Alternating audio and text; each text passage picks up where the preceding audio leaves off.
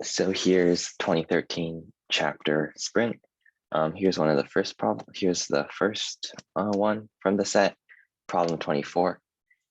So a right rectangular prism has a volume of 720 cubic centimeters. Its surface area is 484 centimeters squared. And if all edge lengths are integers, what is the length of the longest segment that can be drawn that connects two vertices? Express your answer in simplest radical form.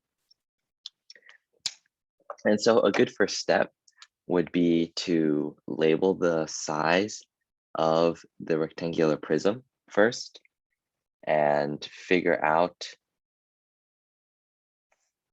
what exactly our volume and surface area conditions mean. So if we let the three dimensions be A, B, and C, then 720 equals the volume, which equals ABC. And the surface area is equal to 484, but that also equals 2AB plus 2BC plus 2AC, which means that AB plus AC plus BC equals 242. And so usually sometimes in these types of problems, you will be lucky enough to have that that you can like the answer form that's asking for, you can like just do straight algebraic manipulations without finding the bottom values, but we wouldn't expect that to happen because of this condition. Because otherwise, if we could directly calculate it without finding the individual values, we wouldn't need the fact that it's an integer. But just regardless, the length of the longest segment will just be the space diagonal all the way across, which is a squared plus b squared plus c squared. So that's what we're trying to find. And also just looking at these formulas, it seems very inaccessible to get an a squared plus b squared plus c squared. So now we have these two equations. Equation one, I'm just going to rewrite them. 720 equals ABC.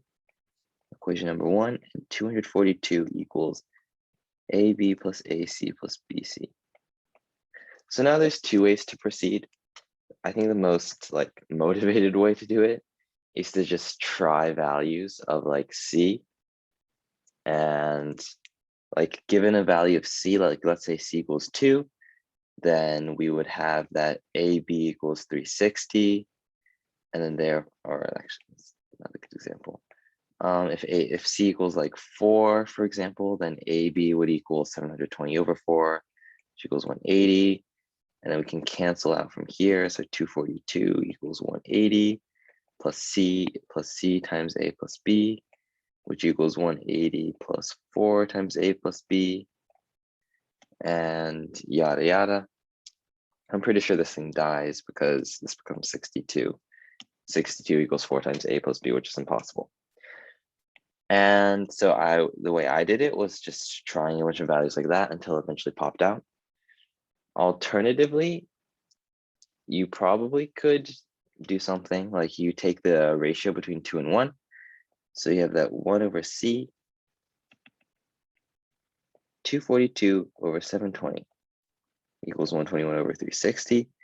But it's also the ratio of equation 2 to the equation 1, which would equal AB plus AC plus BC over ABC, which equals 1 over C plus 1 over B plus 1 over A. And this is approximately 1/3. And so now we can see that like if A, B, and C, if they're far, like everything here is going to be very non-rigorous, just like a heads up.